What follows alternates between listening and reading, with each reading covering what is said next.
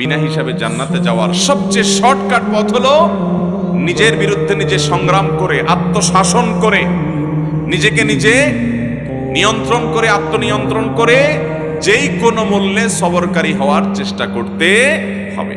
যারা ধৈর্য ধারণ করতে পারবে, সবর করতে পারবে, যারা হটমেজাজি হবে না, যারা হুটহাট করে কিছু করবে না, আল্লাহ রাব্বুল আলামিন তাদের বিনিময় গুনে গুনে দিবেন না, হিসেব করে করে দিবেন না, হিসেব ছাড়া দিবেন, বিনা হিসাবে দিবেন আল্লাহ তাআলা।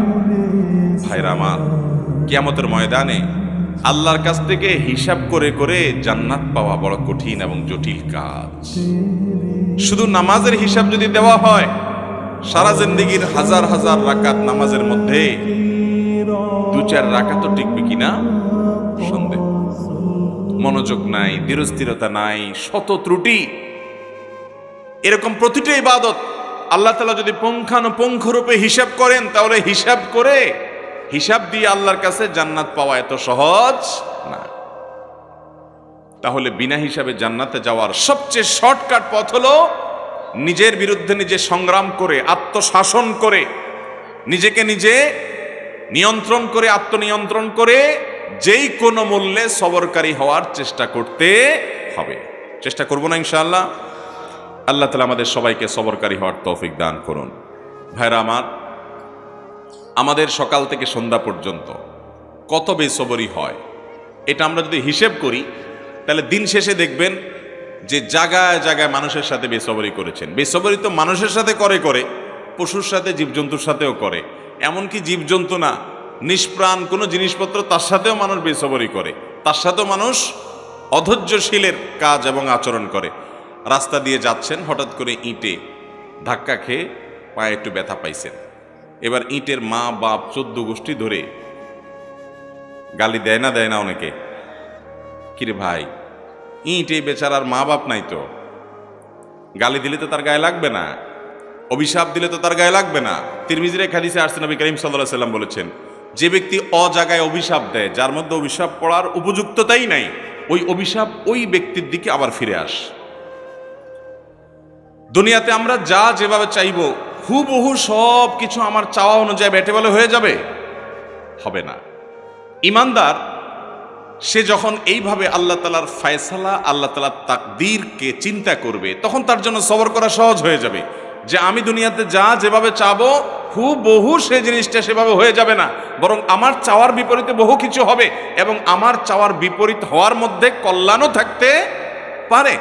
এই কথা চিন্তা করে ইমানদার আরো হেসে দিবে যে হায়রে, এত চেষ্টা করলাম, এত কিছু করলাম, কিন্তু হলো না।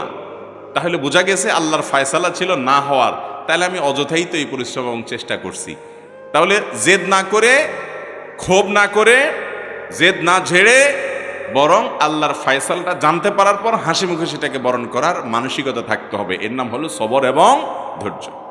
ভাইরা আমার, সবরকারী ব্যক্তি সম্পর্কে নবী করিম সাল্লাল্লাহু আলাইহি সাল্লাম বলেছেন, যে ব্যক্তি কোনো জায়গায় খুব রাগ ঝাড়ার ক্ষমতা আছে, অনেক রাগ ঝাড়ার ক্ষমতা আছে, এবং রাগ করার মতো ইস্যু তৈরিও হয়েছে, কিন্তু সে নিজেকে নিয়ন্ত্রণ করে রেখেছে, নিজেকে কন্ট্রোল করে রেখেছে, সে বেসবর হয় নাই, সবর করেছে।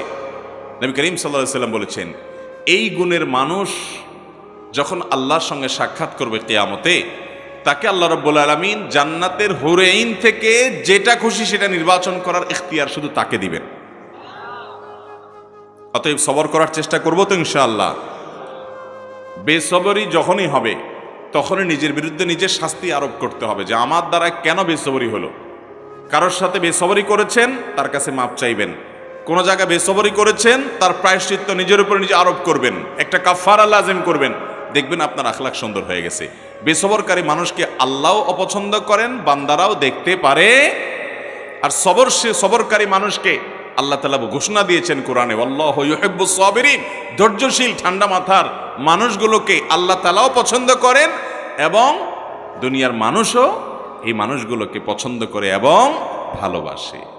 মোহতারাম হাজরিন, নবী করিম সাল্লাল্লাহু আলাইহি ওয়াসাল্লাম নিজেকে নিয়ন্ত্রণ করার গুরুত্ব বোঝাতে গিয়ে একবার সাহাবীদেরকে দেখলেন যে কোন এক জায়গায় তাদের জটলা পড়ে গেছে। কি হয়েছে? সেখানে কোন একটা কুস্তি বা এই টাইপের কোনো খেলাধুলা কম্পিটিশন চলছে। তো একজন খুব বাহাদুর কিসিমের আছে, শক্তিশালী, এই পলোয়ান কিসিমের মানুষটাকে কেউ হারাতে পারছে না, তার সাথে যে কম্পিটিটর আছে সবাইকে এসে হারায় ফেলা। তখন সবাই অবাক হয়ে যাচ্ছে, সবচেয়ে বড় বীর এই লোকটা।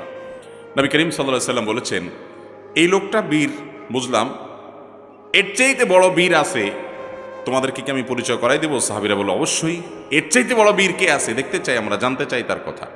তখন নবী করিম সাল্লাল্লাহু আলাইহি সাল্লাম বলেছেন, প্রতিপক্ষকে কুপকাত করে ফেলা কুস্তিতে এটা আসল এবং বড় বীরত্ব নয়। আসল বীরত্ব হলো যে ব্যক্তির মাথা গরম হওয়ার মতো যথেষ্ট কারণ উপস্থিত হয়েছে, এরপরও সে ঠান্ডা মাথায় নিজেকে কন্ট্রোল করে ধরে রাখতে পারছে, এই ব্যক্তি হলো আসল বীর, সত্যিকারের বীর, সত্যিকারের বাহাদুর। ভাইয়ের আমার,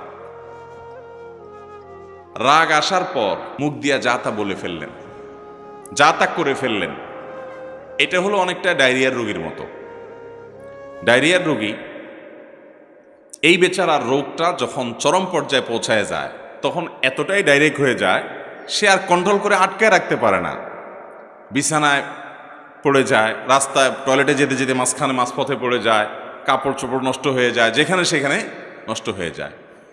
যারা বদমেজাজি, মেজাজ কন্ট্রোল করতে পারেন না, যেখানে সেখানে যা তা বলে ফেলেন, পরে চিন্তা করেন, ওফো, এটা একটা কাজ হলো, এখানে তো করা উচিত হয় নাই। ওই ডায়রিয়ার রোগীর মতো চিন্তা করে, হ্যাঁ এখানে পড়ে গেল, এখানে তো ফালানো উচিত হয়নি, কিন্তু সে ডাইরেক্ট হয়ে গেছে, নিজেও জানে না। ঠিক একইভাবে বদমেজাজি মানুষগুলো, বেসবর মানুষগুলো, ধৈর্যহীন মানুষগুলো ডায়রিয়ার রোগীর মতো ডাইরেক্ট হয়ে গেছে, সে নিজেকে কন্ট্রোল করতে পারে না। ঘটনা ঘটে দেওয়ার পরে এরপরে আফসুস করে, হারে এখানে এটা করা উচিত হয় নাই, বেশি হয়ে গেছে। এরকম হয় কি হয় না আমাদের? আল্লাহ তাআলা আমাদেরকে সবরকারী এবং ধৈর্যশীল মানুষ হওয়ার তৌফিক দান করুন। তো সবর আনার জন্য কিছু আমল আছে ভাইরা।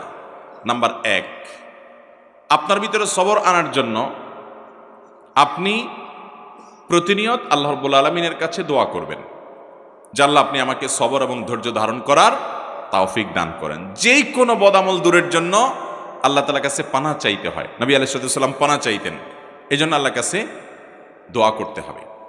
নাম্বার 2, ধৈর্যশীল মানুষদের সাথে থাকতে হবে। কিছু মানুষ আছে দেখবেন যে তুফান হয়ে গেছে, কিন্তু উনি ঠান্ডা মাথায় সব কিছু ডিল করছেন, অস্থির হচ্ছেন না, হুলস্থুল করছেন না, এবং খুব ঠান্ডা মাথায় উনি শান্ত মেজাজে সব কিছু ডিল করে ফেলছেন, সব কিছু সমাধান করে ফেলছেন। এরকম কিছু ঠান্ডা মাথার মানুষ সব সমাজে আছে। এই মানুষগুলোকে খুঁজে খুঁজে বের করে এদের সাথে থাকবেন। দেখবেন যে আপনি যেটার কারণে আগুন হয়ে যেতেন, উনি সেটার ব্যাপারে দেখবেন যে একেবারে ঠান্ডা পানির মতো শীতল, উনি একেবারে অস্থিরতা দেখাচ্ছেন না। এরকম মানুষগুলোর সোহবত এবং সান্নিধ্য আপনাকে সবরকারী হতে সহায়তা করবে। এটা সব দিকেই পাবেন। কিছু না কিছু মানুষ পাবেন যে তারা খুব বেশি সবর করতে পারে, তাদের মধ্যে আত্মনিয়ন্ত্রণ ক্ষমতা অনেক বেশি। তাদের সান্নিধ্যে যত বেশি থাকবেন তত বেশি আপনার মধ্যে এই সবর করার মানসিকতা আসবে ইনশাআল্লাহ। নাম্বার 3, যদি কখনো আপনার রাগ দেখানোর মতো পরিস্থিতি তৈরি হয়, আপনি নিজেকে বলবেন, ঠিক আছে রাগ দেখাবা তুমি, কিন্তু এখন না, একটু পরে, একটু পরে।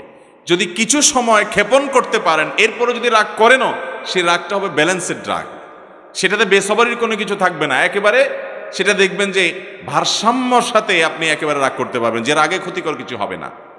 আর যদি যখন হট মেজাজ হলো, না এখনই আমি এটা দেখে ছাড়বো, তাহলে শেষ, আপনি আর সামনে আগাইতে পারবেন না। যত বদমেজাজি মানুষ আছে এরা দেখবেন যে তৎক্ষণাৎ কিছু একটা করে ফেলতে চায়।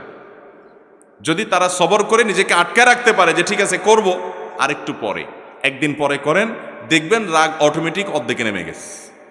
কথা কি বুঝাতে পারছি? নাম্বার 4, সবর নিজের ভিতরে আনার জন্য বদমেজাজ এবং রাগ নিয়ন্ত্রণের যে আমলগুলো আছে সেগুলো করবেন। সে আমলগুলো কি কি? নাম্বার 1, আউযু বিল্লাহি মিনাশ শাইতানির রাজিম, বেশি বেশি করে পাঠ করা। কোরআনে কারীমে আল্লাহ বলেছেন, ইম্মা ইয়ানজাগান্নাকা মিনাশ শাইতানি নাজগুন ফাস্তাইয বিল্লাহি মিনাশ শাইতানির রাজিম। শয়তান যদি তোমাদেরকে খোঁচা দেয়, এই যে মানুষকে রাগায়, বদমেজাজ করে, আখিরাত ধ্বংস করে, দুনিয়া ধ্বংস করে, এই জন্য শয়তান যদি তোমাকে খোঁচায় যদি বদমেজাজ বানায় বা ক্ষতিগ্রস্ত করতে চায়, তাহলে আউযু বিল্লাহি মিনাশ শাইতানির রাজিম বলবে। এটা আল্লাহর নির্দেশনা।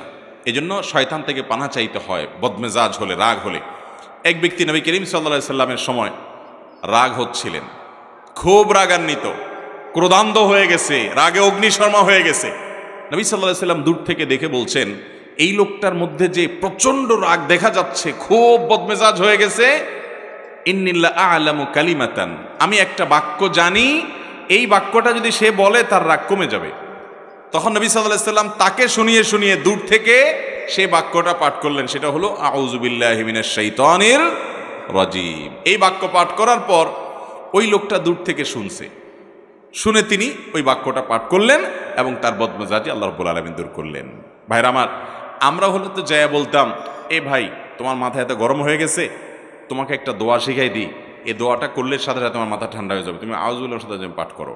এটা তার কাছে যাই আর রাগের মুহূর্তে বললে দোয়া সে নেওয়া তো দূরের কথা, বরং বক্সিন একটা আপনার নাকের ভিতর মারার আশঙ্কা ছিল, কিছু থাকবে কি থাকবে না।